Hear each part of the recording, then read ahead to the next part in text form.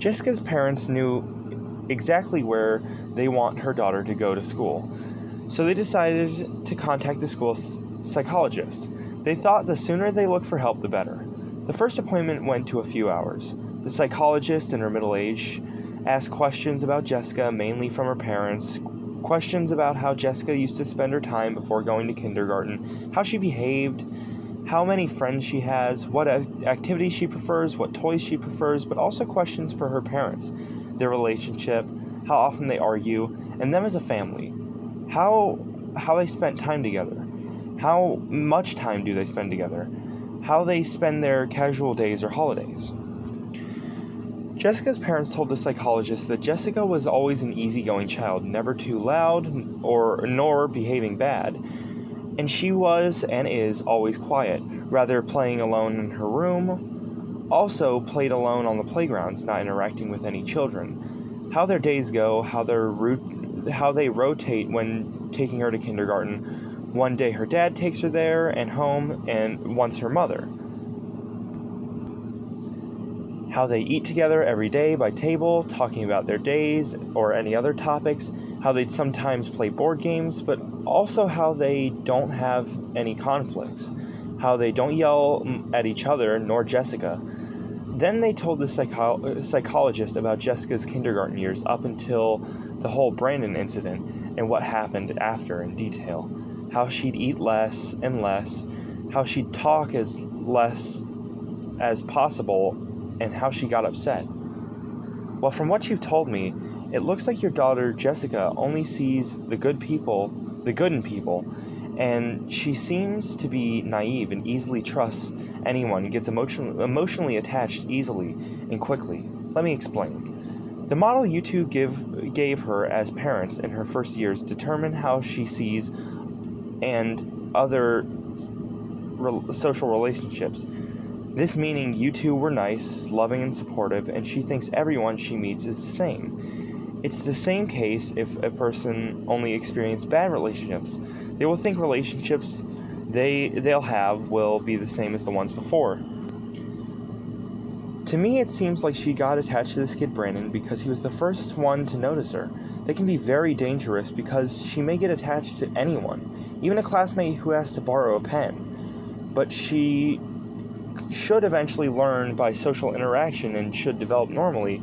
She's still very young, and so I suggest we wait to see where things go from here when she starts the next school year.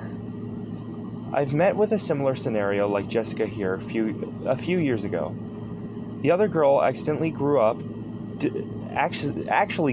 distancing herself from other people. She wouldn't trust anyone or anything. I've seen what our appointments did to her. They only worsened her mental health. Even though she needed help, she did not actually need help. If so, you'd be forcing a person into social contact. It could go wrong. The girl was an introvert and was happier to be alone, but trying to get her into some social contact only made her more upset and angrier. Also, forcing someone to talk about their problems or feelings is not a good idea. We should show some empathy, but let the person speak first and not ask too much. But as I said earlier, Jessica is still too young, so you definitely need to ask her how she feels and what's the problem. But once she gets into puberty, a very problematic age on its own, do not force to talk. Just observe her behavior. Let her tell you what's happening, what is wrong. She may look depressed in puberty, but that's normal.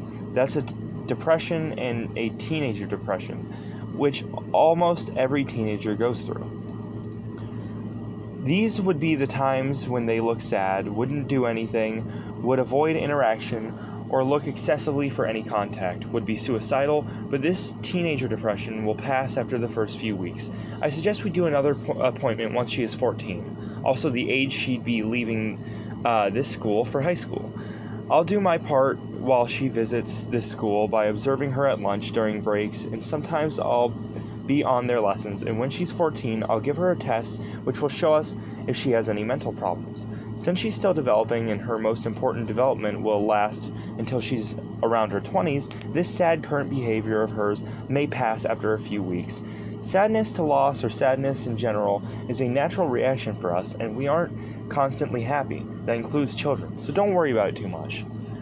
So that's the end of this part, so thank you so much for watching. If you liked it, like, comment, subscribe, do a YouTube share, I greatly appreciate it. If you dislike, share with a friend or group chats and make fun of me and my stupid video.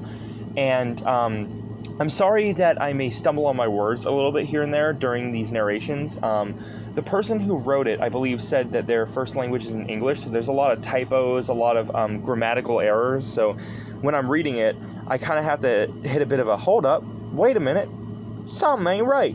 So if I start stumbling here and there when I'm reading, please forgive me. I'm trying to make it flow as soon as possible, but it does get a little bit hard because I don't know how to grammatically shift it into proper grammar, so sorry about that.